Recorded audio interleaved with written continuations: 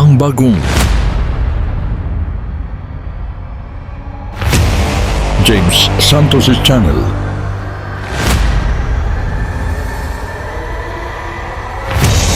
Bagong tema, bagong boses, may komentaryo. Ang pangangaral ni Brother Eli Soriano.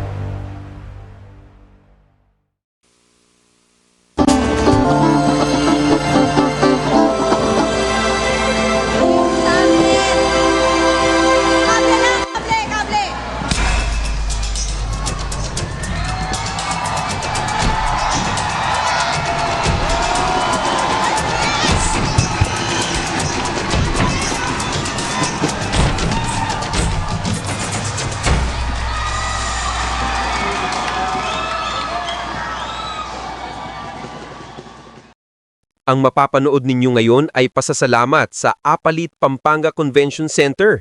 Halina at atin ang panoorin. Di nasisira.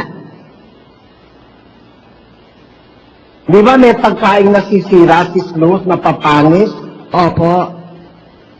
Kahit may preservative, napapanis pa rin. Opo.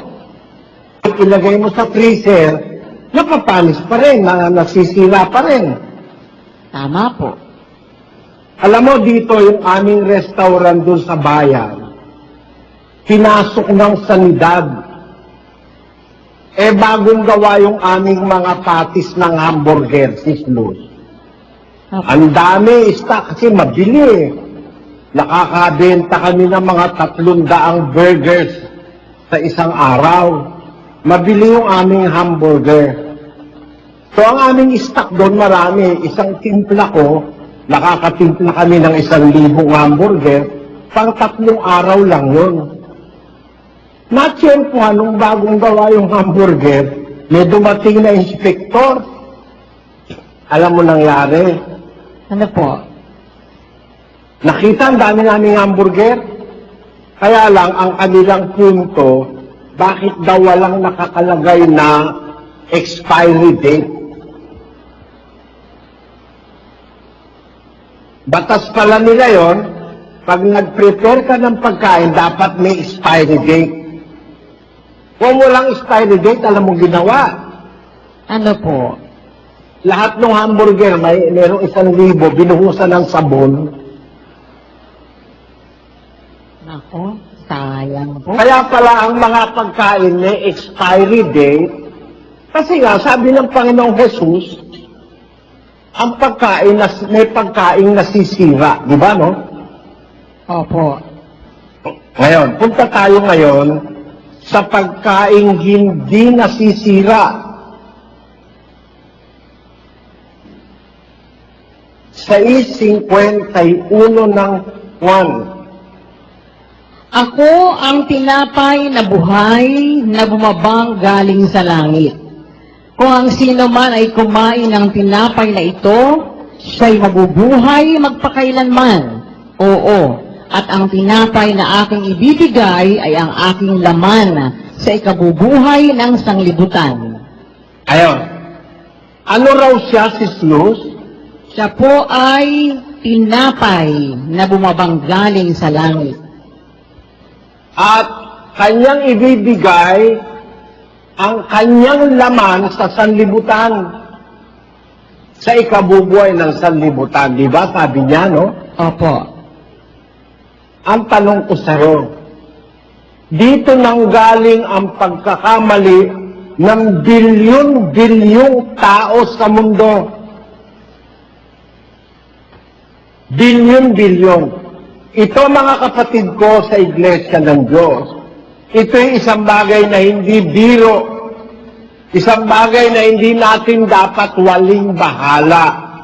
Dapat na ating pansining mataman o pansining mabuti. Kasi bilyon-bilyon ang naligaw sa pangungusap na ito ni Kristo. Sabi niya, ako ang tinapay na bumababang galing sa langit.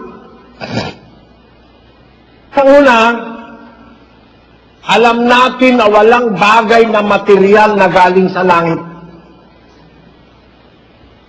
Tama po.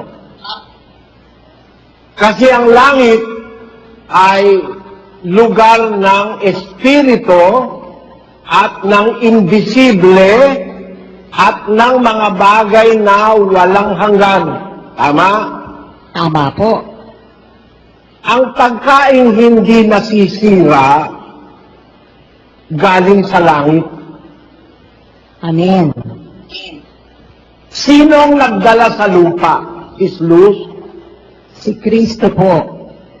Basahin mo uli ang 6:27 ng Juan. Magsigawa kayo, hindi dahil sa pagkain napapanis, kundi dahil sa pagkain tumatagal sa buhay na walang hanggan, na ibibigay sa inyo ng anak ng tao, sapagkat siyang tinataka ng Ama sa makatwid bagay ang Diyos. Ayan, yung palang pagkain na yon, may seal ang Diyos doon. May tatak ang Diyos doon.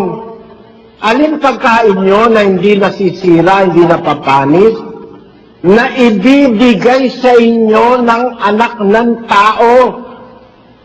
Ang panggagalingan pala ng pagkain na yon, na hindi nasisira, galing sa langit, ang magbibigay ang Panginoong Hesukristo, si Jesus. Tama? Tama po.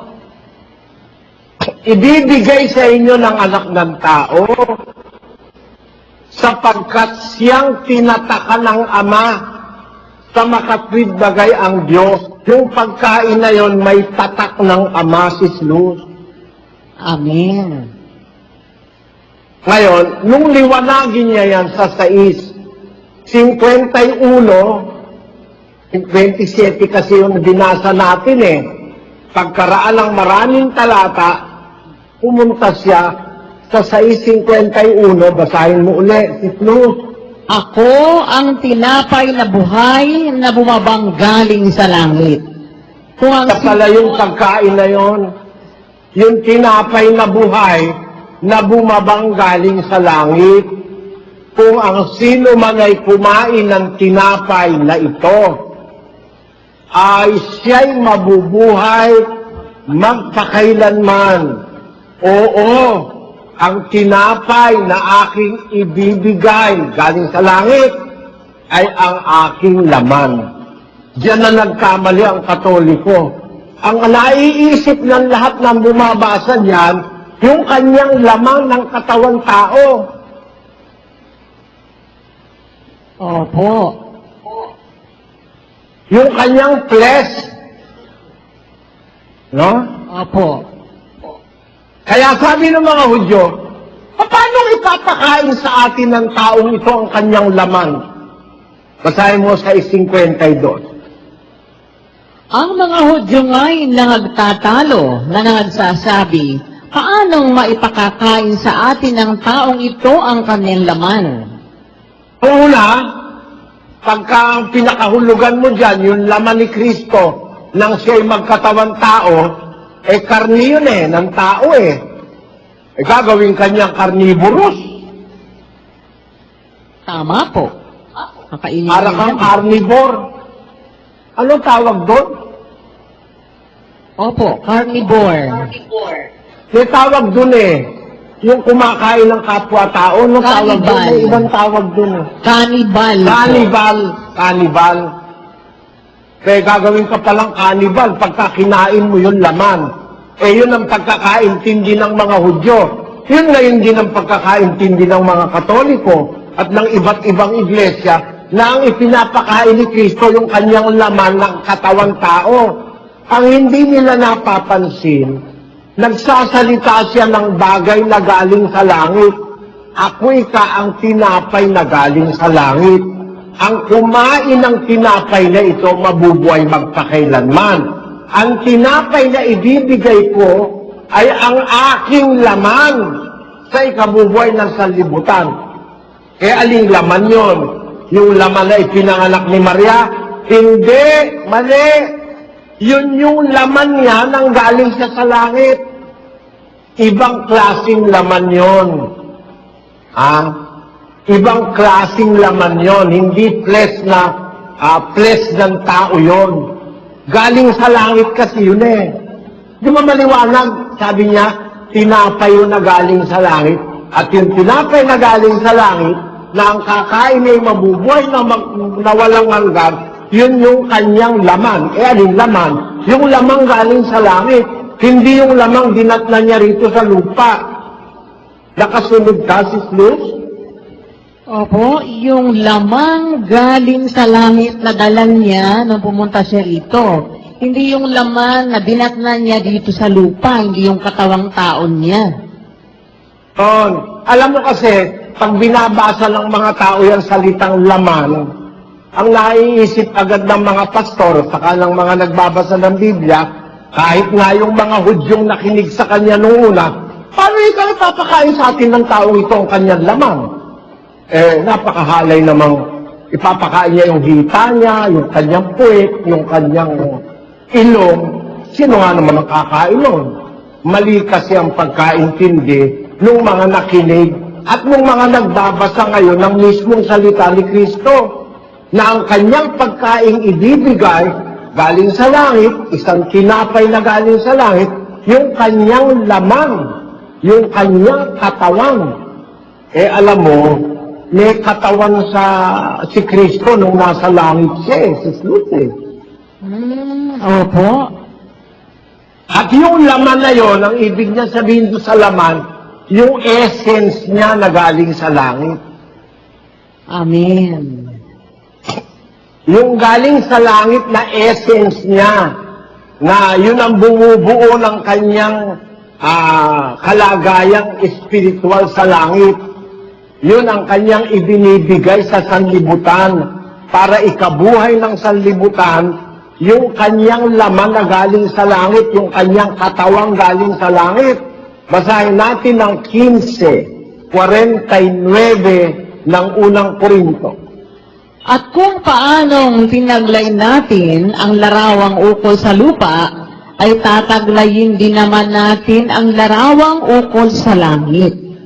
Bakit sinabi ni Pablo, kung paano nagtaglay tayo ng larawang ukol sa lupa, tataglayin naman natin ang larawang ukol sa langit. Ba't niya sinabi yan? Doon sa 39 o sa 40. Mayroon namang mga katawang ukol sa langit at mga katawang ukol sa lupa. Datapwat iba ang kaluwalhatian ng ukol sa langit at iba ang ukol sa lupa. Dalawang klase pala ang katawan o laman. Tinatawag na katawan o laman o flesh. Dalawang klase pala yung flesh. Ang isang katawan ukol sa langit, ang isang katawan ukol sa lupa. Yung ukol sa lupa, yun yung flesh and blood. No? Yung flesh and blood or body na ukol sa lupa, yun yung terrestrial body. Meron namang celestial body.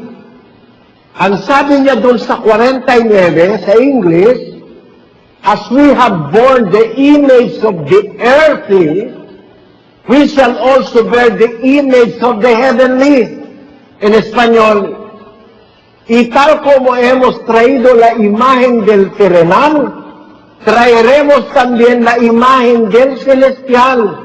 ¿Por qué? En 40, hay asimismo cuerpos celestiales y cuerpos terrestres. Pero la gloria del celestial es una y la del terrestre es otra. En portugués, 49, dice, así como trouxemos a imagen do terreno, traemos también a imagen do celestial. ¿Por qué? En 40, también a corpos celestes y corpos terrestres. Mas una es a gloria dos celestes y otra a dos terrestres. In English it says, 49. English, por favor.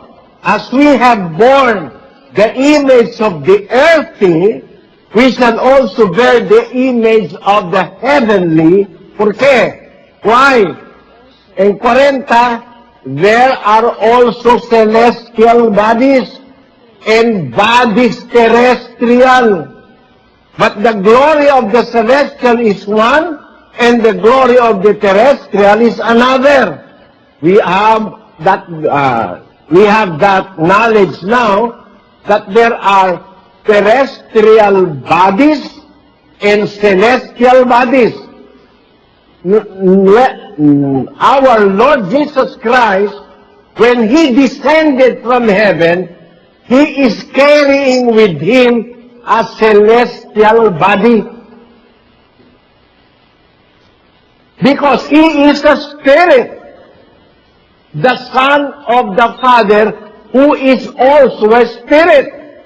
For 23-24 of the book of John, the Father seeketh to those that worship Him, to worship Him in spirit and in truth.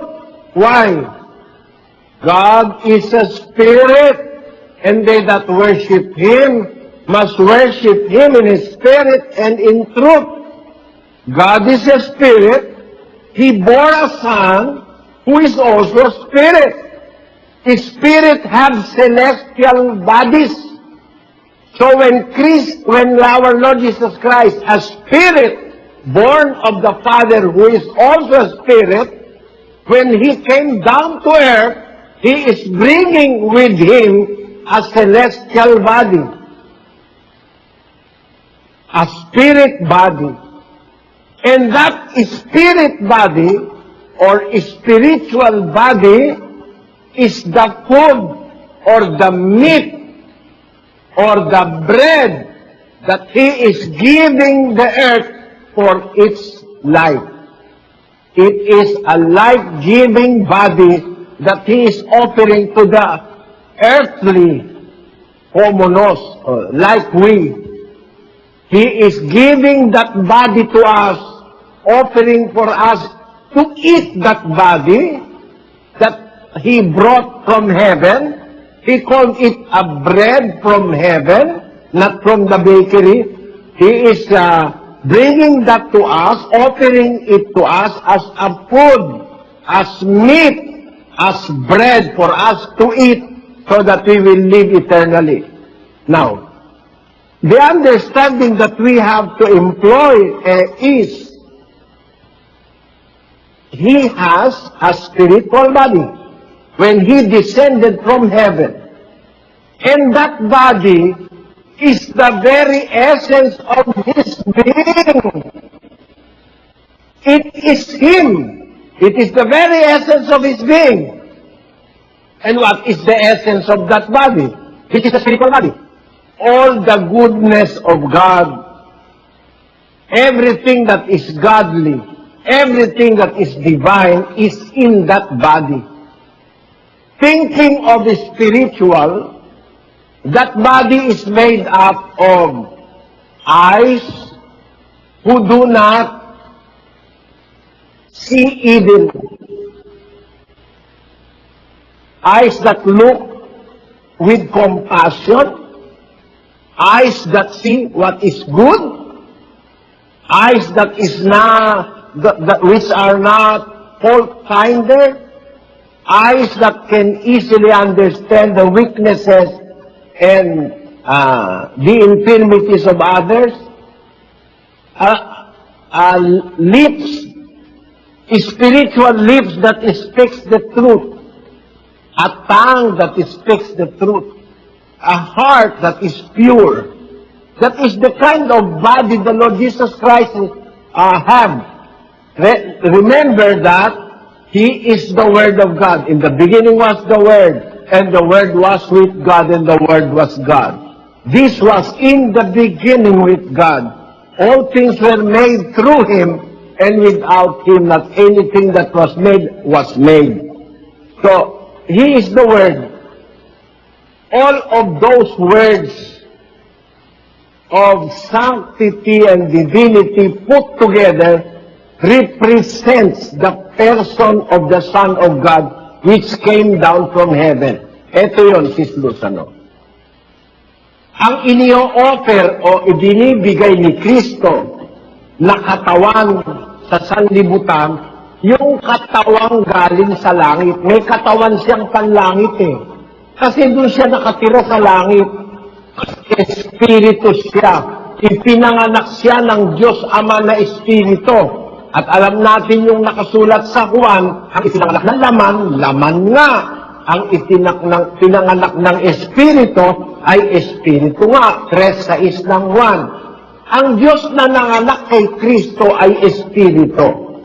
Kaya si Kristo, sa tunay na kalagayan niya, ay isang Espiritu nang ipanganak siya ng Diyos bago pa nilikha lahat ng bagay. Tandaan natin, si Kristo ay ang nanganak, ay ang Ama, hindi si Maria. Yung Kristong Espiritu na anak ng Diyos, ang nanganak doon ang Ama. 2:7 ng awit. Basa, Sis Luz. Aking sasaysayin ang tungkol sa pasya. Sinabi ng Panginoon sa akin, ikaw ay aking anak. Sa araw na ito ay ipinanganak kita. Ang nanganak sa Kanya, noong nandoon pa sila sa eternity, nung wala pang panahon, nung wala pang mundo, nung wala pang universo, ipinanganak na siya. Basahin natin ang 17:24 ng Juan. Ama, yaong mga ibinigay mo sa akin ay ibig ko, kung saan ako naroroon, sila naman ay dumuong kasama ko, upang makita nila ang kaluwalhatian ko na ibinigay mo sa akin, sapagkat ako'y iyong inibig bago natatag ang sanglibutan. Bago pa nagkaroon ng universo, na inibig na ng Diyos yung anak, binigyan niya na ng kaluwalhatian, doon sa lugar kung saan siya kasama ng Ama. Wala pa noon ang universo. Gusto ko, sabi niya, kung saan ako nandoon nung una, yung mga binigay mo sa akin, yung mga Kristiyano, ibig ko, dumuon din silang kasama ko. Isasama ko sila doon. Sapagkat ako'y inibig mo bago pa natatagan sa libutan. Meron na pala siyang tinitirahan bago pa itinatagan sa libutan kung saan siya nakatira at saka ang Ama. Yun yung tinutukoy niya sa 14:1 ng Juan, sa bahay ng aking Ama maraming tahanan. In my Father's house are many mansions. That house of the Father exists before the foundation of the world. Ang sabi ni Kristo, inibig mo ako bago pa itinatagan sa libutan. Sa 5 uli, Sis Luz. At ngayon, Ama, luwalhatiin mo ako sa iyo rin, nang kaluwalhati ang aking tinamo sa iyo, bago ang sanglibutan ay naging gayon. Luwalhatiin mo ako, glorify thou me, O Father, with thine own self, with the glory which I had with thee before the world was. Before the existence of the universe, He was glorified by the Father somewhere in eternity. He was with the Father in glory. And He wants those people that were given to Him by the Father to experience the same and to see that glorious place which was where He was even before the foundation of the world. Kaya, hindi pa nilalangangan sa libutan, nandun na yung Ama, nandun na yung Anak, ipinanganak na siya ng Diyos. Meron siyang kalagayan na Espiritu. Meron siyang katawang panlangit, kalagayang panlangit, larawang makalangit. Yung katawan niya na yon, nung bumaba siya sa lupa, yun ang ini-o-offer niya na ipakain sa kanyang mga sumasampalataya sa kanya. Ang tinapay na galing sa langit. Yun ang sinabi niya sa 6:27, magsigawa kayo, hindi dahil sa pagkaing napapanis, kundi sa pagkaing tumatagal hanggang sa buhay na walang hanggan na ibibigay sa inyo ng anak ng tao. Asan ba yung anak ng tao na ibibigay sa atin yung pagkain na yun na hindi napapanis. Asan ba yung anak ng tao, Brad Danny? 3:13 ng Juan, basahin mo. At walang umakyat sa langit, kundi ang nanggaling sa langit, sa makapitbagay ang anak ng tao na nasa langit. Asan yung anak ng tao, Sis Luz? Nasa langit po. At tutubo siyang nasa langit o yung anak ng tao? Opo. Nakasunod ka, Brad Danny? Amin po, kapatid na Eli. Maliwanag po yon na yung anak ng Diyos, na kasama na ng Diyos, ng una pa, may katawan po siya, kapatid na Eli, na katawang, hindi yung katawang ipinanganak ni Maria na dinatnan niya po pala dito sa lupa. Na yung katawang niyang yun, na nandun sa kasama siya ng Ama, ang kanyang ini-o-offer dun sa mga lingkod na ipinakakain niya, na pinagkamalian nga po, kapatid na Eli, ng halos lahat ng nag-aangking Kristiyano na nga sa ating panahon at ng mga nakalipas na mga panahon, na ito pala ang ipinakakain niya, yung kanyang katawan, yung essence po niya, yung kakanyahan mismo pala, kapatid na Eli, ang tawag pala doon, laman ang tawag doon sa kanya. May laman siya na nasa langit, na hindi lang kagaya ng laman na at dugo naman ng tao na panatagalupa. Yun po pala, kapatid na Eli, na yung... Kung paano sa lupa, meron tayong laman na karne, dugo at buto. Yung nasa langit, meron ding laman o katawan. Kaya lang, hindi laman na karne at buto. Amen po. At dugo. Sabi niya, ito ang tinapay na galing sa langit. Ang tinapay na aking ibibigay sa inyo ay ang aking laman. Ang aking laman. Ito yung galing sa langit. E di meron palang lamang galing sa langit. Sa Amen. English, flesh. Akala natin, pag sinabing flesh, laman na nga, kulay berde, kulay pula. Akala natin, laging pag sinabing laman o katawan, karne. Hindi. May lamang espiritual o may katawang espiritual. So, kung yun ay katawang espiritual, katawang makalangit, ang sabi ni San Pablo, katawang ukol sa langit, ang essence nun, hindi lamang literal o material, spiritual din ang essence nun. At yung laman na yon ng Kristo sa langit, yung katawan na yon, katawang banal. No? Opo. May mata na hindi tumitingin sa masama. May ilong. May dila na hindi nagsisinungaling. May bibig na pagkabumukas ay nagbabadya ng pagpapala. May puso na walang dayang itumitibok. May kamay na mapagmahal, mapag-ampon. Gaya ng kamay ng Diyos. Gaya ng kamay ng Ama. Siyempre, kung paano yung kamay ng Ama, ganun din yung kamay ng anak. Mana yung anak sa Ama Larawan kasi siya ng Ama Diba? Ang Ama ba, si Luz, meron ba siyang katawang karne? Wala po. Literal? Wala po. Pero may katawan ba ang Diyos? Meron po. Meron nga siyang puso Opo. Diba? Opo. Pero sa bibig. Yung nga 10 utos, sinulat ng daliri niya yun di may daliri ang Diyos. Tama po. Kung may daliri, meron bang kuko? Meron po. Kung may kamay at may daliri, may braso ba? Meron po. Si 53.1, may bisig ang Diyos. Meron ba siyang paa? Meron. Sabi ng Biblia, ang daigdig, ang tuntungan ng kanyang paa. Meron ba siyang puwet? Meron po. Ang langit ang aking luklukan. Di nakaluklok, may puwet. Tama po. Pero ikaw ba, pag luluklukan o pinapanlukluk mo, braso? Puwet siya. Itong mga iglesia ni Manalo, pinagtatawanan ako.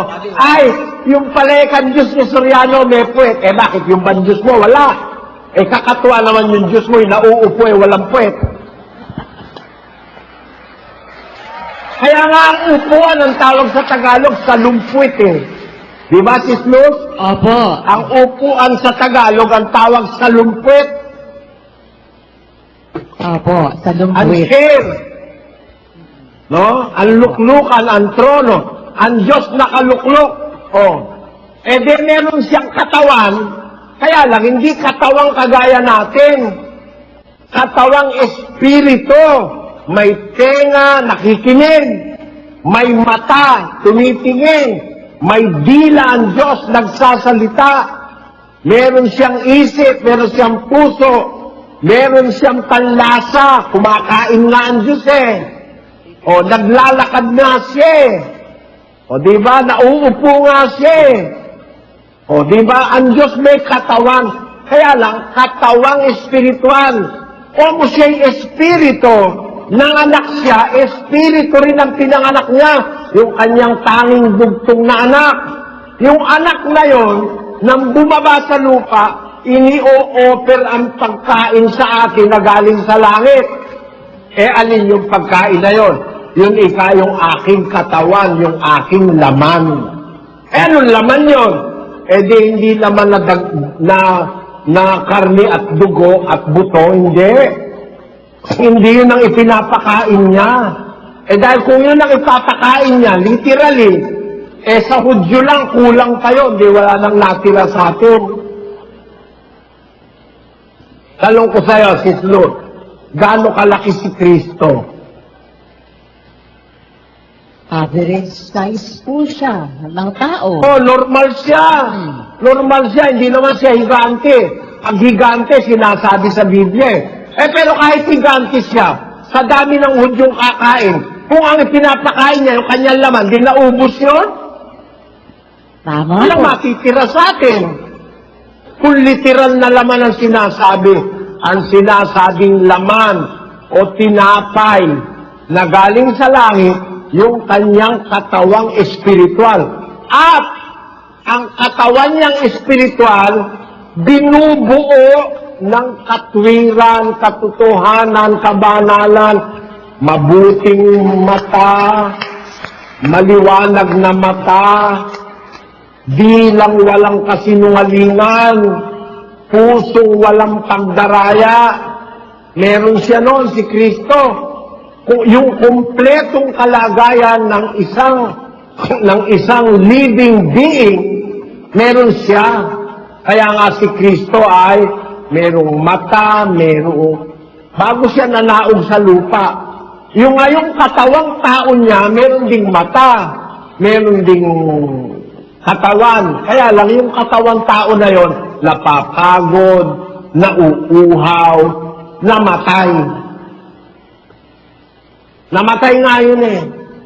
Pero yung kanyang katawang makalangit na dinala niya sa lupa, yun ang ipinapakain niya sa atin. Islus, ang pagkain aking ibibigay ay ang aking laman sa ikabubuhay ng sanlibutan. Ako ang tinapay ng buhay na bumababang galing sa langit. Kung ang sino man ay kumain ng tinapay na ito, siya'y mabubuhay magkakailanman. Oo, at ang tinapay na aking ibibigay ay ang aking laman. Doon nagkakaligaw-ligaw ang bilyon-bilyon eh. Pag sinabing aking laman, ang interpretasyon nila, yung laman niya na katawan tao, mali. Galing nga sa langit eh. Wala namang laman siya nang galing siya sa langit, wala naman siyang lamang tao eh. Pero may laman siya na galing sa langit. Yung kanyang katawang espiritu.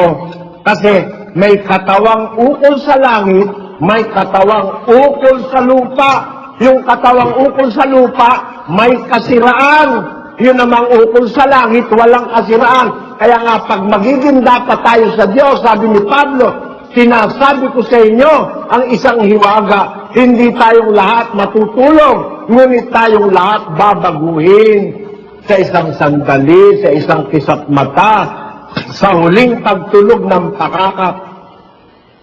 Sapagkat tutunog ang pakakak at ang mga patay mabubuhay na maguli na walang kasiraan at tayo'y babaguhin sapagkat kinakailangan itong may kasiraan, itong laman, magbihis ng walang kasiraan. O de merong katawang walang kasiraan, yun yung katawang sinasabi ni Kristo na nung bumaba siya sa lupa, yun ang kanyang ipinapakain. Yun yung kanyang katawan o laman na galing sa langit. Hindi literal yun. Mga kapatid, makinig kayo. Hindi literal yun. Yun ay laman o katawang espiritu. Yun ang ikabubuhay nating walangang pag kinain natin. Ano ba kahulugan ng kainin? Akala nila pag kinain, dadaan sa bibunganga. Kaya yung pare, kung isubo ang ostya sa bibig, kundi ba naman sandakot na tangay ang mga yan? Ang sabi ni Kristo, ang pumapasok sa bibig, tumutuloy sa tiyan, lumalabas sa toilet. Basahin mo, Sis Luz. Hindi pa ba ninyo nalalaman na ang anumang pumapasok sa bibig ay tumutuloy sa tiyan at inilalabas sa daanan ng dumi? Lumalabas sa tumbong yan, sa puwet. Saan ang destino nung pumasok sa bibig? Sis Luz. Papunta po sa toilet. Ngayon, ano ibig sabihin? Pag kinain mo si Kristo, sa bibig mo papadaanin. Malaking katangahan yan. Sa Biblia, hindi naman lahat ng pagkain sa bibig dumadaan. Amen. Talong mo sa akin kung bakit, Sis Luz. Bakit po? May pagkain, hindi sa bibig dumadaan. Saan po dumadaan? Kasi pag ang pagkain dumaan sa bibig, tutuloy sa tiyan. At ang pagkain ay sa tiyan at ang tiyan ay sa pagkain, kapwa iwawasak ng Diyos. Biro mo naman yun. Yung pagkain pumupunta sa tiyan, iwawasak ng Diyos yun. Dalhin mo ba si Kristo sa tiyan mo? Hindi mawawasak tuloy yun. Tama po. Hindi ba nakasulat? Ang pagkain ay sa tiyan, ang tiyan ay sa pagkain. Ngunit kapwa iwawasak ng Diyos yaon at ang mga ito. Pag ang pagkain papunta sa tiyan, literal, wawasak ng Diyos yun. Tapos pinagkamalian mo si Kristo, kakainin mo, papadaanin mo sa bibig. Tanong ko sa'yo, Sis Luz, di ba si Juan pinakain ng Diyos? Opo. Ano ang kinain ni Juan? Yung maliit na aklat na bukas. Yung aklat. Opo. Kinain niya. Ibig ba sabihin nung kinain niya, nginuya niya yung aklat. Naku naman. Ang kahulugan nun sa Apokalipsis, kainin mo yung aklat na yan, ibig sabihin yan, tanggapin mo yan. Ang salitang pagkain ay katumbas ng pagtanggap. Amen. Napakahirap naman kainin ng libro. Lalo na nung araw ang libro gawa sa bato. 38 ng Isayas. Ngayon, yumaon ka. Isulat mo sa harap nila sa isang tapyas na bato at ititik mo sa isang aklat upang manatili sa panahong darating na walang hanggan. Kung araw ang sulatan, bato. Pakain ba sa'yo, bato? Pinakain kay Juan yung aklat O palagay mo na, hindi bato, papyrus na. Kakainin ba ni Juan yung papyrus? Hindi nga malulunok yun, baka mabulunan si San Juan doon. Kaya yung salita sa Apokalipsis, kunin mo kayong libro sa kanang kamay. Tapos, kanin mo. Pagkatapos, manghula ka, sabi. Kaya ang ibig sabihin yung aklat na yun kunin mo at kanin mo, tanggapin mo yung aklat, yun ang ibig sabihin nun. At pagkatapos mong matanggap yung aklat, manghula ka. Basahin nga natin, Gis at 9. At ako'y naparoon sa anghel na nagsabi ako sa kanya na ibigay sa akin ang maliit na aklat. At kanyang sinabi sa akin, kunin mo ito at ito'y kanin mo. at papapaitin ang iyong tiyan. Datapwat sa iyong bibig ay magiging matamis na gaya ng pulot. At kinuha ko ang maliit na aklat sa kamay ng anghel at aking kinain. At sa aking bibig ay matamis na gaya ng pulot. At ng aking makain ay pumait ang aking tiyan. At sinasabi nila sa akin, dapat kang manghulang muli sa maraming mga bayan at mga bansa at mga wika at mga hari. Pagkatapos niyang makain yung libro, dapat ka uling manghula. Kasi yung nasa libro na yon, yun ang mangyayari sa mga bansa, mga wika at mga bayan. Kinain niya yung libro. Pagkampas sa kahulugan mo rito, kinain niya yung aklat. Ninuya niya yung aklat at kinain niya, nilunok niya sa tiyan, papasok yun sa tiyan. Kapwa iwawasak ng Diyos yun, yung papunta sa tiyan. Iwawasak yun. Sa'yo mo naman libro na yun, iwawasak ng Diyos galing sa Kanya yun. Naintindihan mo ako, Sister? Opo, Brad Eli, hindi po literal na pagkain ang gagawin isa naman doon sa aklat na yon na nakita niya, na ibinigay sa kanya ng anghel. Kasi nga, Ang kaso, ang mga pastor, mga mangaral, mga pare, mga obispo, mga apostol na mga bulaang apostol, pagkarinig yung salitang pagkain, lagi iniisip, kakainin lang. Ay sa bunganga, Opo. sa bibig. Hindi kinukonsider yung salita ni Kristo na ang anumang pumapasok sa bibig, tumutuloy sa tiyan at lumalabas sa daanan ng dumi, sa anus.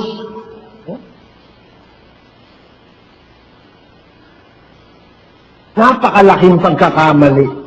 Bilyon-bilyong tao, hindi naintindihan ang ibig sabihin ni Kristo.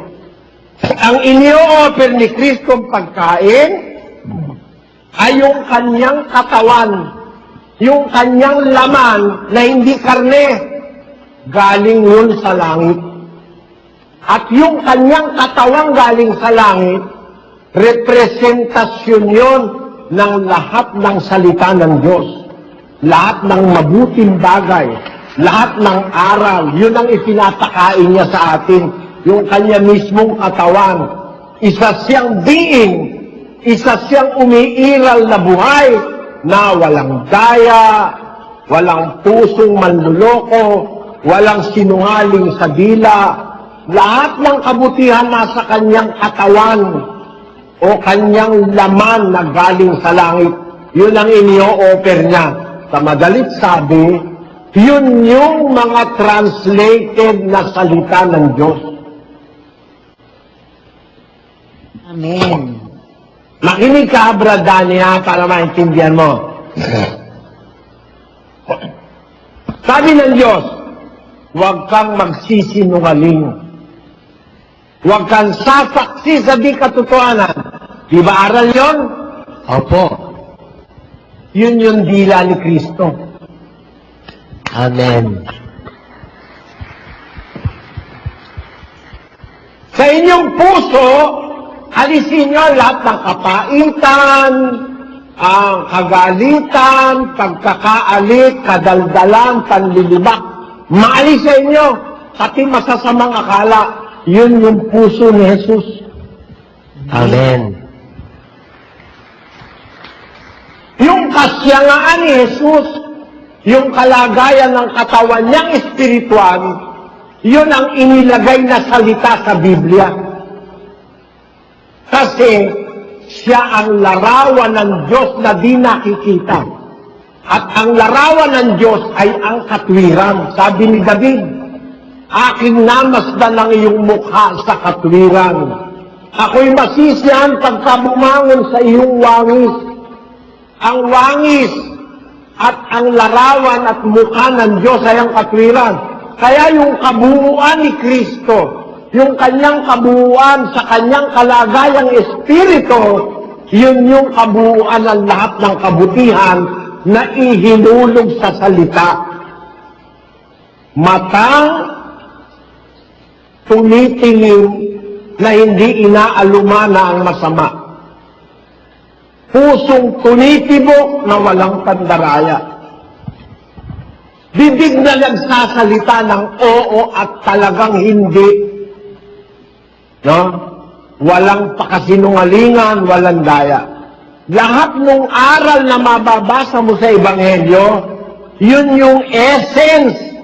Yun yung katawan ni Kristo na espiritual na inio-offer niyang pagkain sa sanlibutan. Naintindihan mo, kapatid na Danny? Amen po.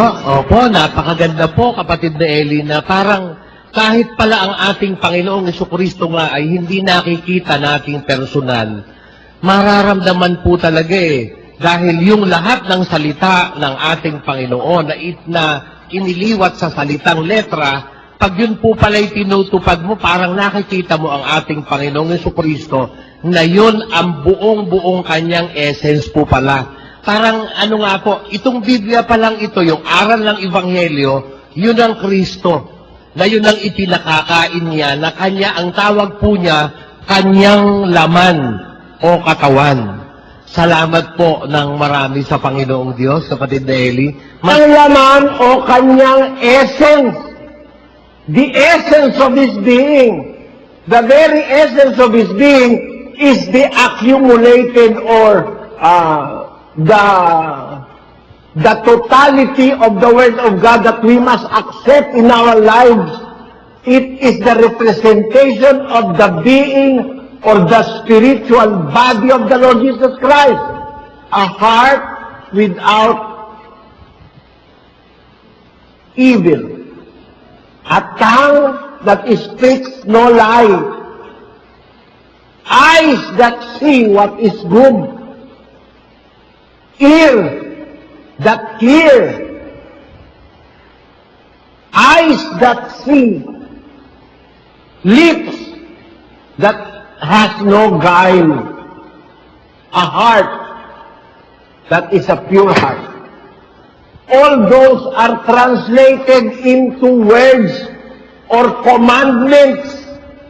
That's why the being of the Lord Jesus Christ is the representation of all the teachings of God in the gospel. Accept the gospel and you have accepted the Lord Jesus Christ.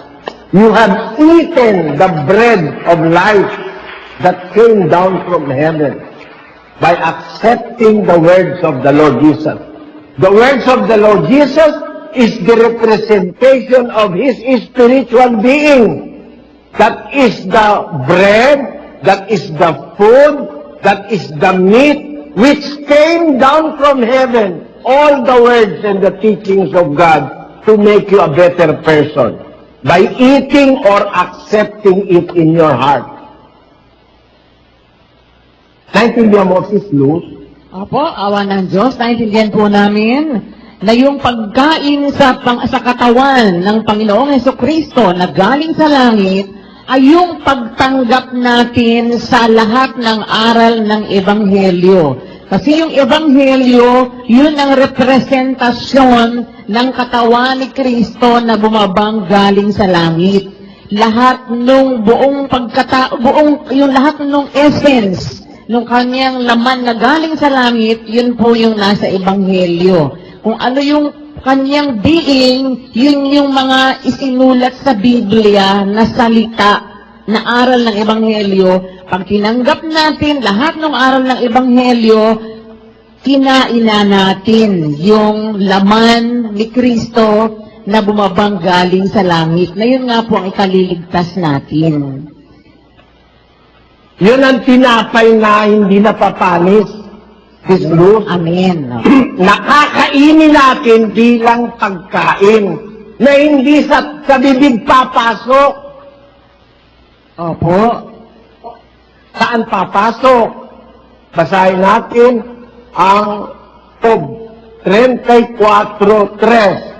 Sapagkat ang pakinig ay tumitikim ng mga salita, gaya ng alangala na lumalasa ng pagkain. Ayon, yung palang pakinig, kumakain din yun, tumitikim nga eh.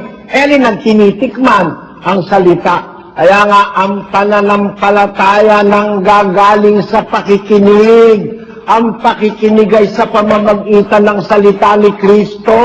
Kaya, pagkakakain ka ng tinapay na espiritual, papapasukin mo sa pakinig. Pag napakinggan mo, saan mo ilalagay?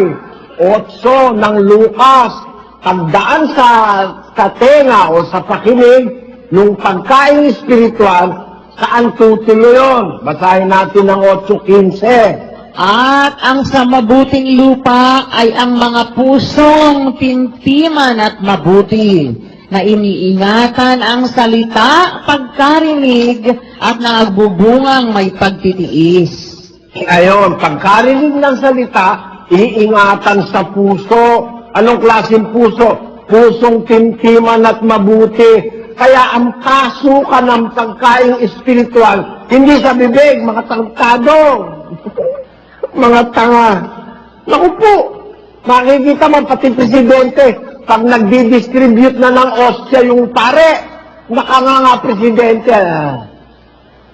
Isipin mo, lahat ng pumapasok sa bibig, tutuloy sa tiyan, lalabas sa daanan ng dumi. Asa na ngayon yung Kristo mo? Nasa CR na, nasa toilet. Kasi kinain mo sa bibig eh. Ang pagkain ng espiritual na pagkain na siyang salita ng Diyos, aral ng Diyos, kautusan ng Diyos, mga katwiran ng Diyos, papasok sa tenga. Pupunta saan? Pupunta sa puso. Kaya nga yung pagkain ng mga baboy sa bawal sa Israel, bawal ang mga walang kaliskis at kalikpik, bawal ang baboy, kumain ng maraming bawal-bawal. Pagdating ni Kristo, ang sabi niya, 7:19, Sapagkat hindi pumapasok sa kanyang puso, kundi sa kanyang tiyan, at lumalabas sa dakong daanan ng dumi. Sa salitang ito'y nililinis niya ang lahat ng pagkain. Ayon, yung pagkain dapat pumasok sa tiyan ay hindi pumapasok sa puso, sa tiyan pumapasok, lumalabas sa daanan ng dumi. Kaya kay Kristo hindi na bawal ang baboy eh. Hindi naman pupunta sa puso yun eh. Hindi naman makakahawa sa puso yun, sa tiyan lang pupunta yun. Lalabas pa sa daanan ng dumi. Kaya nilinis niya lahat ng pagkain. Pwede ka na kumain ng baboy, pero hindi naman pupunta sa puso eh. Alin ang pupunta sa puso? Yung kinain mong pagkain espiritual. 119:11 ng awit. Basa. Ang salita mo'y aking iningatan sa aking puso, upang huwag akong magkasala laban sa iyo. Alin ang pupunta sa puso, Sis Ruth? Yung pong salita. Ng Diyos. Yun. Kaya, papasok sa tenga, kakainin ng tenga, titikman ng tenga, didiretso sa puso para wag kang magkasala. Kaya yun yung galing sa langit na pagkain, pinapakain ni Kristo. Hindi napapanis yun. Pagka pinakinggan mo yan, papasok sa tenga, pupunta sa puso. At pagdating sa puso, maiiwan doon, di ka na magkakasala ng mabigat sa Diyos. Matataglay mo yon hanggang sa buhay na walang hanggan. Dahil ang salita ng Diyos ay hindi lilipas. Matataglay mo yon hanggang sa buhay na walang hanggan. Kaya nga hindi natin makakalimutan yung mga aral na yan eh.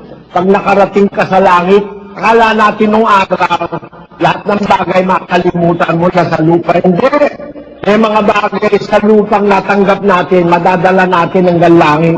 Yun yung salita ng Diyos. Sapagkat yan ang pagkain hindi napapanis, tumatagal hanggang sa buhay na walang hanggan, na ibibigay sa inyo ng anak ng tao sa makapid bagay siyang tinataka ng Ama. No? Amen.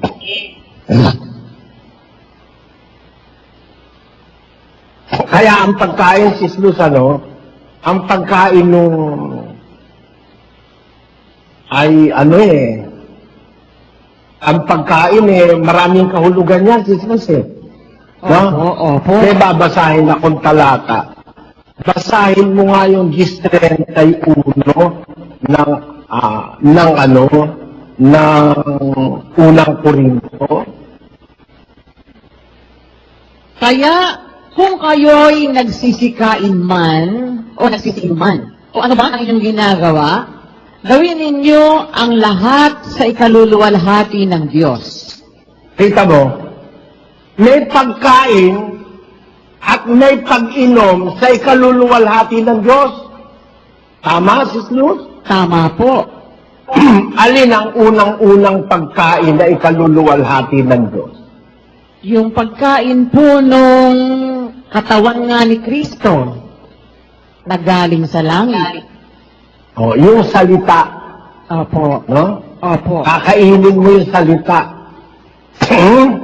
Papasukin mo sa tenga mo, huwag mong papalabasin sa kabila. Pagpasok sa tenga, patiretsuhin mo sa puso. Para ikaw ay mahanay dun sa mga mabuting lupa na pagkarinig ng salita, tinanggap at nagbungang may pagtitiis. No? Opo. Kaya yung salita ni Pablo, sa inyong pagkain, kung kayo'y magsisikain man, o magsisiinom man, o anuman ang inyong ginagawa, gawin ninyo sa ikaluluwalhati ng Diyos. Ang unang-unang pagkain na ikaluluwalhati ng Diyos ay kainin natin yung salita ng Diyos. Gaya ng itiutos kay Juan, kunin mo yung aklat, kanin mo. Bakit? Andun yung salita ng Diyos eh. Opo. Kung iinuman tayo, ay gawin din natin sa ikaluluwalhati ng Diyos. Jesus. Opo. O ano man ang ating ginagawa, gawin natin sa ikaluluwalhati ng Diyos. Tama po. Paano ikakaluwalhati ng Diyos?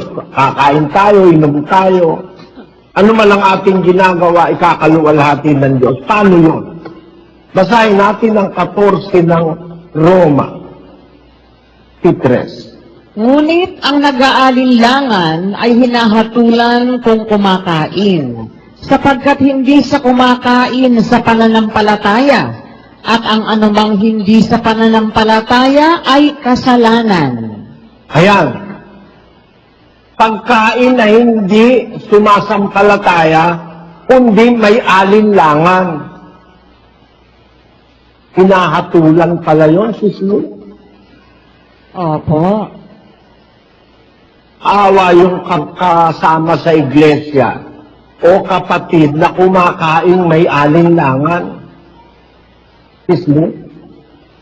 Paano po yun, Brad Eli, na nangyayaring kumakain? Hindi nagtitiwalang lubos. Opo.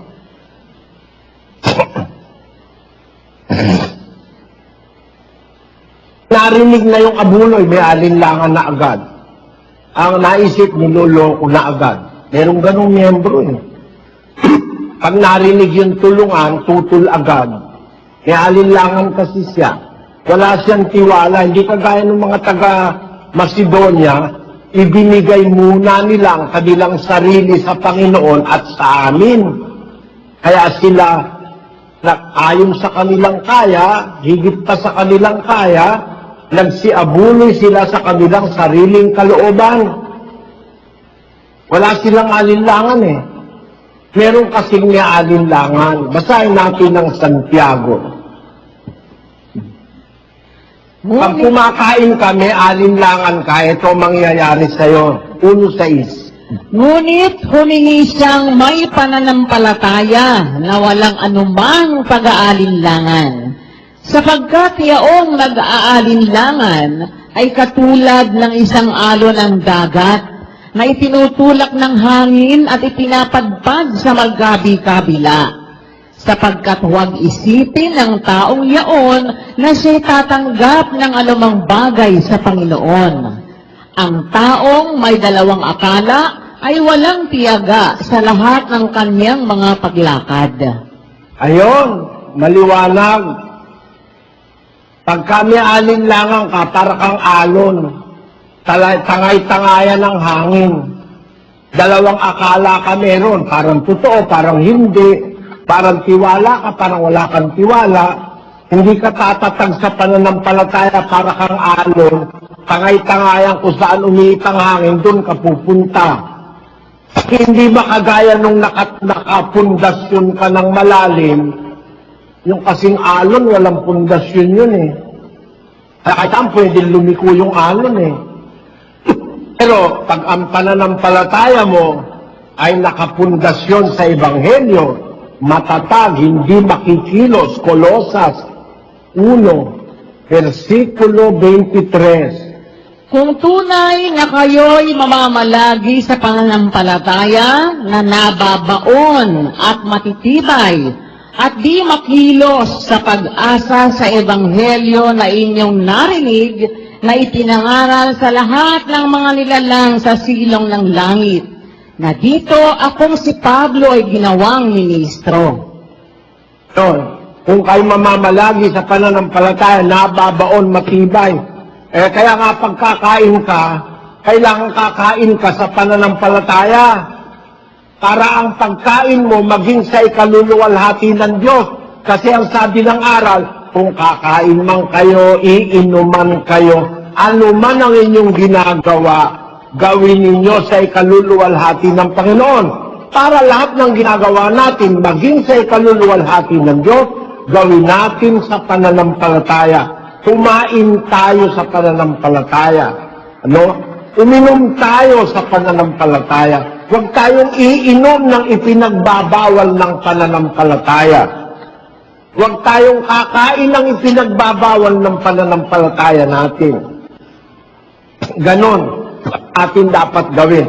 Para makapagpaluwalhati tayo sa Panginoon, kumain tayo na walang alinlangan sa pananampalataya. At ang sabi pa dun sa 16:14, Gawin ninyo sa pag-ibig ang lahat ninyong ginagawa.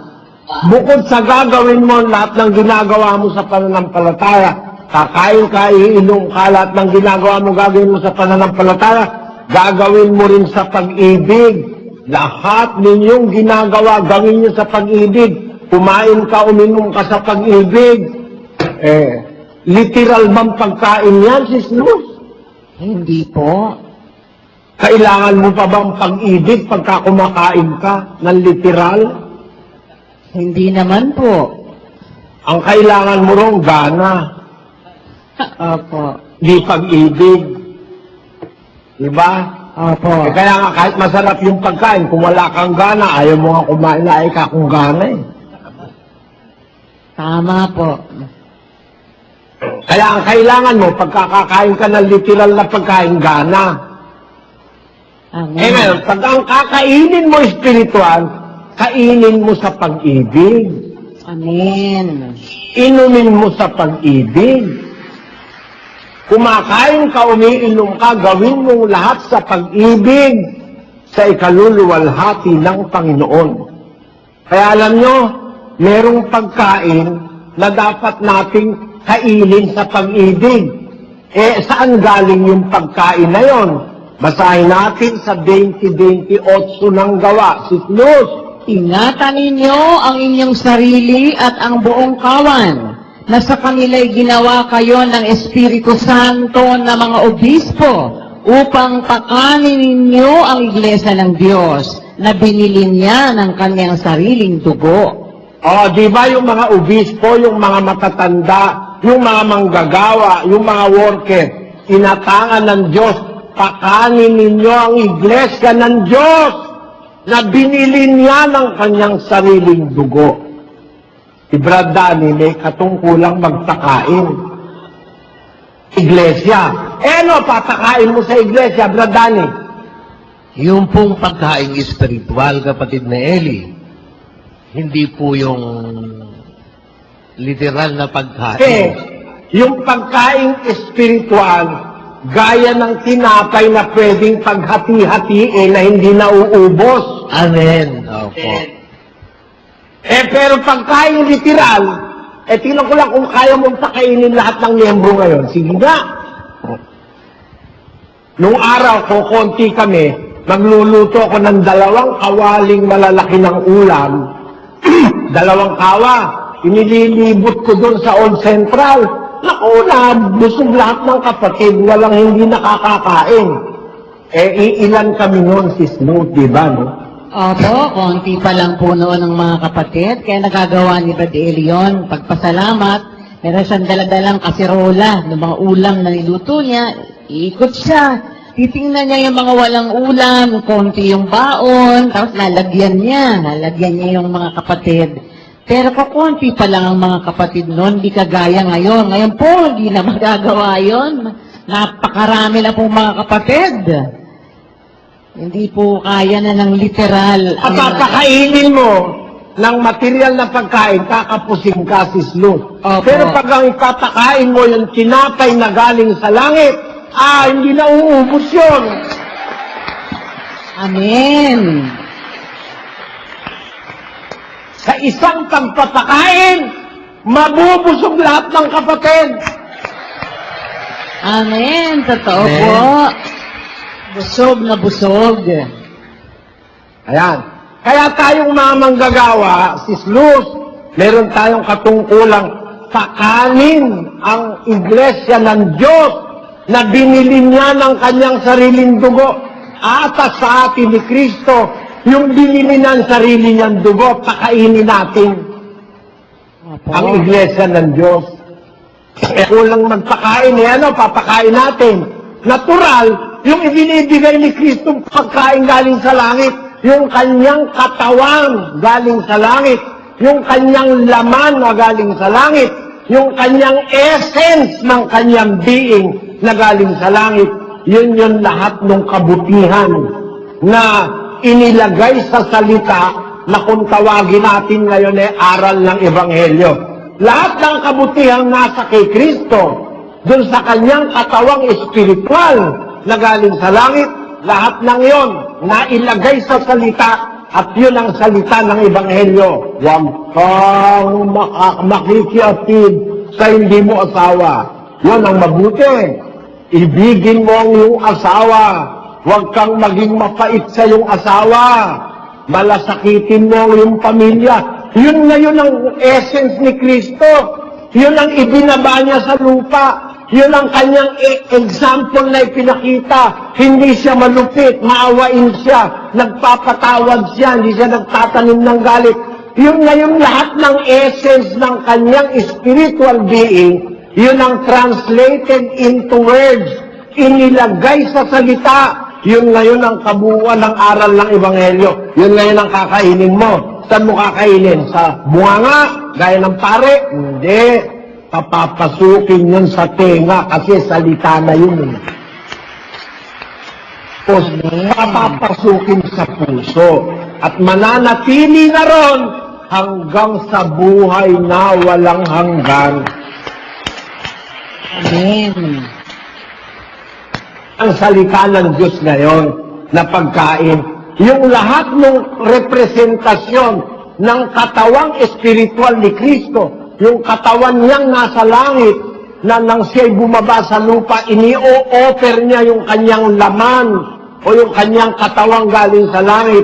Ibig sabihin, yung lahat ng kabutihang masusumpungan mo sa kanya nang bumaba siya sa lupa, yun ang ini-o-offer niyang pagkain sa atin. Pag kinain mo yun, may buhay kang walang hanggan. Hindi ba ang ikabubuhay na walang hanggan ang salita ng Diyos? Bakit? Lahat ng kabutihang nasa katawan ni Kristo, yung kanyang katawang espiritual, lahat ng kabutihan nun inilagay sa salita. Hindi nagsisinungaling, hindi nang dadaya, walang masamang budhi, walang masamang mata, walang karumihan, walang pandaraya, walang kasinungalingan. Lahat yon.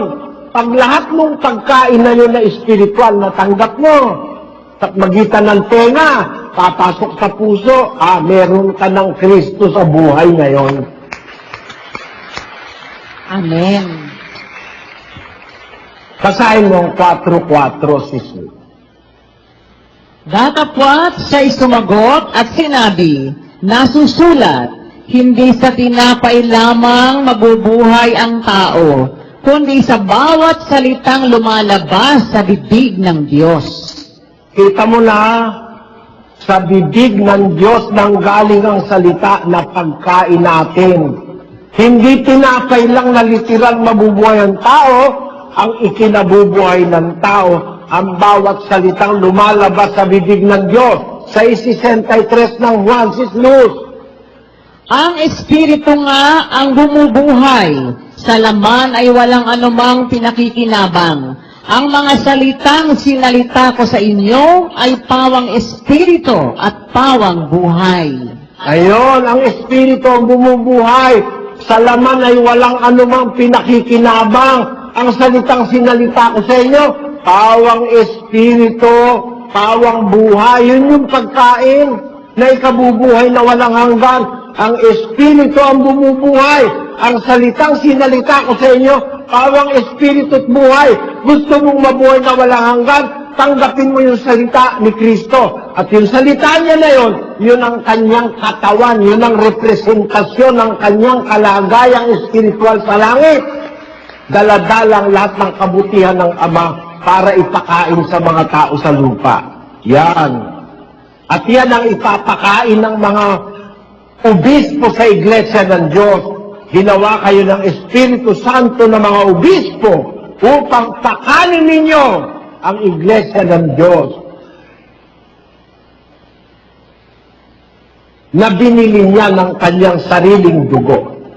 Bibigyan natin ng komento ang napanood nating video. Ito ay malayang komento lamang at hindi upang magmarunong. Ang bibigyan natin ng komento ay tungkol sa sinabi ni Jesus na ako ang tinapay na buhay na bumabang galing sa langit. Basahin muna natin. Juan Kapitulo 6, versikulo 51. Ako ang tinapay na buhay na bumabang galing sa langit. Kung ang sinuman ay kumain ng tinapay na ito, siya ay mabubuhay magpakailanman. Oo, at ang tinapay na aking ibibigay ay ang aking laman sa ikabubuhay ng sanglibutan. Ito ang salitang metaphor. Hindi sinasabi na si Jesus ay naging tinapay at ang ipapakain niya ay literal na kanyang laman. Kung wala kang background sa ganitong figure of speech, ay mahihirapan tayong maunabaan ang mga sinasabi ng Panginoong Hesus. Dapat nating malaman din na may literal na tinapay at spiritual na tinapay. Hindi lahat ng tinapay sa Biblia ay spiritual. Depende yan sa context ng nasusulat sa Biblia. Gaya ng salitang pagpuputol-putol ng tinapay. Yan ay mga literal na pagpuputol-putol ng mga tinapay. Kaya ang sinasabi ni Jesus na siya ang tinapay na buhay at ang tinapay na kanyang ibibigay ay ang kanyang laman ay nagtuturo na si Jesus ang nag-iisang nagbibigay ng buhay na walang hanggan sa pamamagitan ng kanyang paghahandog ng kanyang sarili. At ang tumatanggap sa kanya sa pananampalataya ay magkakaroon ng buhay na walang hanggan. At kung nagustuhan ninyo ang napanood ninyong video, please like, subscribe, share, and comment. At maraming salamat sa mga sumusuporta sa pamamagitan ng GCash. At marami pa kayong mapapanood na hindi pa na-upload sa internet. Maraming salamat sa panonood.